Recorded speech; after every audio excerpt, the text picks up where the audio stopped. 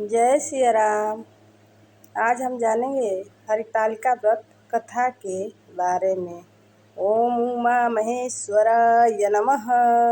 रमणीक कैलाश पर्वत के शिखर पर बैठी हुई श्री पार्वती जी कहती हैं, हे महेश्वर, हमें कोई गुप्त व्रत या पूजन बताइए जो सब धर्मों में सरल हो, जिसमें परिश्रम भी कम करना पड़े लेकिन फल अधिक मिले।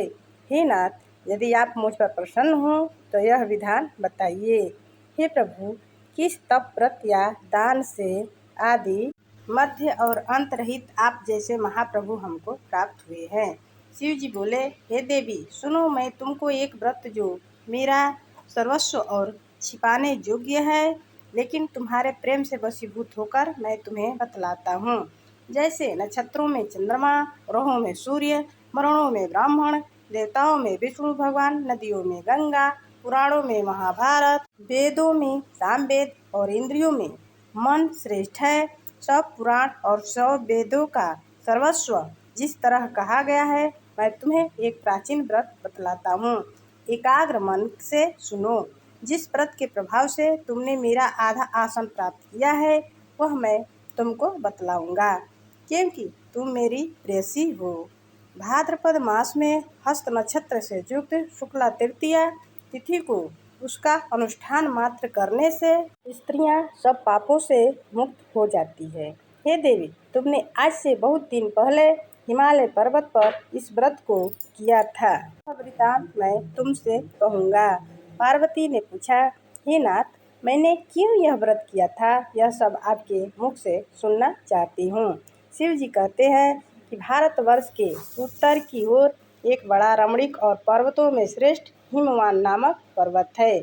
उसके आसपास तरह तरह की भूमियाँ हैं, तरह तरह के वृक्ष, उस पर फल लगे हुए हैं। नाना प्रकार के पक्षी और अनेक प्रकार के पशु उस पर निवास करते हैं।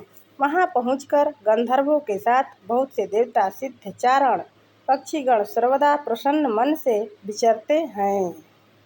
वहाँ पहुंचकर गंधर्व गाते हैं, अप्सराएं नाचती हैं। उस पर्वत राज के कितने ही शिखर ऐसे हैं कि जिनमें स्फटिक, रत्न और वैढूर्य मणि आदि की खानें भरी हैं। यह पर्वत ऊंचा तो इतना अधिक है कि मित्र के घर की तरह समझकर आकाश का स्पर्श किए रहता है। उसके समस्त शिखर सदैव हिम से आच्छादित रहते हैं और गंगा जल की ध्वनि सदा सुनाई देती रहती है। हे पार्वती, तुमने बाल्यकाल में उसी पर्वत पर तपस्या की थी। 12 वर्ष तक तुम उल्टी टांग कर केवल धुआं कर रही, 64 वर्ष तक सूखे पत्ते खाकर रही। माघ मास में तुम जल में बैठी रहती और वैशाख की दोपहरिया में पंचाग्नि तापती थी। श्रावण के महीने में जल बरसता तो तुम भूखी प्यासी रहकर मैदान में ही बैठी रहती थी। तुम्हारे पिता इस तरह का कष्ट सहन को देखकर बड़े दुखी हुए। वे चिंता में पड़ गए कि मैं अपनी कन्या किसको दूं। उसी समय नारद जी वहां आ पहुँचे। मुनि श्रेष्ठ नारद जी उस समय तुम्हें देखने को गए थे। नारद को देखकर गिरि ने अर्घ्यपाद, आसन आदि देकर उनकी पूजा की और कहा, हे स्वामी, आप किस लिए आए हैं? मेरा अहोभाग्य है, आपका आगमन मेरे लिए अच्छा है। नारद जी ने कहा, हे पर्वतराज सुनो, मैं विष्णु भगवान का भेजा हुआ आपके पास आया हूँ। आपको चाहिए कि यह कन्या रत्न किसी योग्य वर को दें। भगवान विष्णु के समान योग्य वर ब्रह्मा, इंद्र और शिव, इनमें से कोई नहीं है। इसीलिए मैं यही कहूँगा कि आप अपनी कन्या भगवान विष्णु को ही देवें। हिमवान ने कहा, भगवान विष्णु स्वयं मेरी कन्या ले रहे हैं और आप यह संदेशा लेकर आए हैं, तो मैं उन्हें अपनी कन्या दूंगा। हिमवान की इतनी बात सुनकर मुनिराज नारद आकाश में विलीन हो गए। वे पीताम्बर, शंख, चक्र और गदाधारी भगवान विष्णु के पास पहुँचे। वहाँ हाथ जोड़कर नारद जी ने भगवान विष्णु से कहा, हे देव सुनिए, मैंने आपका विवाह पक्का कर दिया। उधर हिमवान ने पार्वती के पास जाकर कहा, हे पुत्री, मैंने तुम्हें भगवान विष्णु को दे डाली। तब पिता की बात सुनकर तुम बिना उत्तर दिए ही अपनी सखी के घर चली गई। वहीं जमीन पर पड़कर तुम बड़ी दुखी होती हुई विलाप करने लगी। तुमको इस तरह विलाप करते देख एक सखी ने पास आकर कहा, देवी, तुम क्यों इतनी दुखी हो? इसका कारण बताओ। तुम्हारी तो एक कुछ इच्छा होगी, मैं यथाशक्ति उसको पूरा करने की चेष्टा करूंगी, इसमें कोई संशय नहीं है। पार्वती बोली, मेरी जो कुछ अभिलाषा है उसे तुम प्रेम पूर्वक सुनो। मैं एकमात्र शिव जी को अपना पति बनाना चाहती हूँ, इसमें कुछ भी संशय नहीं है। मेरे इस विचार को पिताजी ने ठुकरा दिया है, इससे मैं अपने शरीर की त्याग दूंगी। पार्वती की इस बात को सुनकर सखियों ने कहा कि तुम शरीर का त्याग न कर चलो, किसी ऐसे वन को चलें जहाँ पिता की को पता न लगे। ऐसी सलाह कर तुम वैसे वन में जा पहुंची। उधर तुम्हारे पिता घर घर तुम्हें खोजने लगे। दूतों द्वारा भी खबर लेने लगे कि कौन देवता या किन्नर मेरी पुत्री को हर ले गया है। उन्होंने मन ही मन कहा, मैं नारद जी के आगे प्रतिज्ञा कर चुका हूँ कि मैं अपनी पुत्री भगवान विष्णु को दूंगा। ऐसा सोचते सोचते हिमवान मूर्छित हो गए।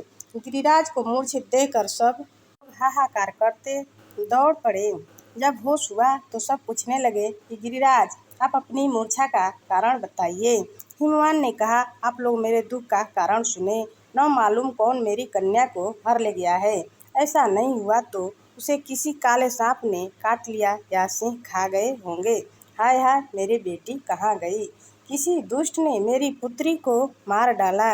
ऐसा कहकर वे वायु के झोंके से कांपते हुए वृक्ष के समान कांपने लगे। इसके बाद हिमवान तुम्हें वन वन खोजने लगे।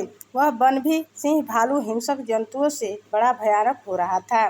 तुम भी अपनी सखियों के साथ उस भयानक वन में चलती चलती एक ऐसे जगह जा पहुंची जहाँ एक नदी बह रही थी। उसके रमणीय तट पर एक बड़ी सी कंदरा थी। तुमने उसी कंदरा में आश्रम बना लिया और मेरी एक बालुकामयी प्रतिमा बनाकर अपनी सखियों के साथ निराहार रहकर मेरी आराधना करने लगी।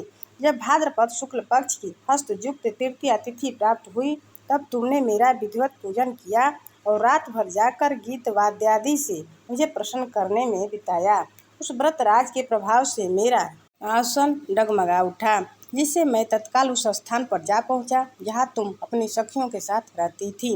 वहां पहुंचकर मैंने तुमसे कहा, मैं तुम पर प्रसन्न हूँ, बोलो क्या चाहती हो। तुमने कहा, मेरे देवता, यदि आप मेरे ऊपर प्रसन्न हो तो मेरे पति बने।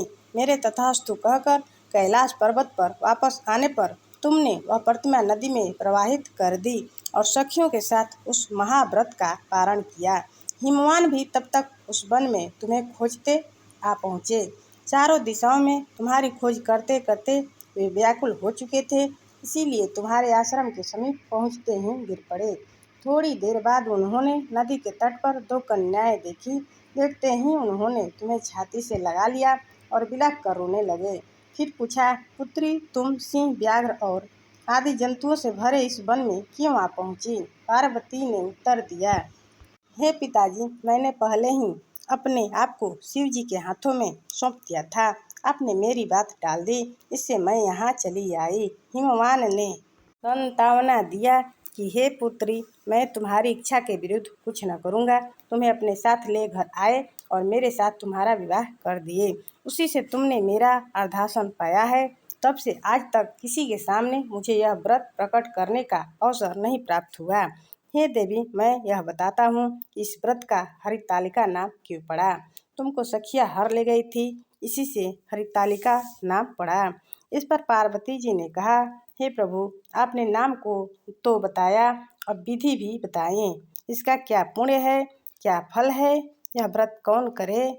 श्री शिवजी पार्वती जी से कहते हैं, हे देवी, मैं स्त्री जाति की भलाई के लिए यह उत्तम व्रत बतलाया हूँ। जो स्त्री अपने सौभाग्य की रक्षा करनी चाहती है वो यत्नपूर्वक इस व्रत को करे। पहले कदली के खंभों आदि से सुशोभित एक सुंदर मंडप बनाए, उसमें रंग बिरंग के रेशमी कपड़ों के चंदवा लगाकर चंदन आदि सुगंधित द्रव्यों से वह मंडप लिपवावे। फिर शंख, भेरी, मृदंग आदि बजाते हुए बहुत से लोग एकत्रित होकर तरह तरह के मंगलाचार करते हुए उस मंडप में पार्वती तथा शिव जी की प्रतिमा स्थापित करें।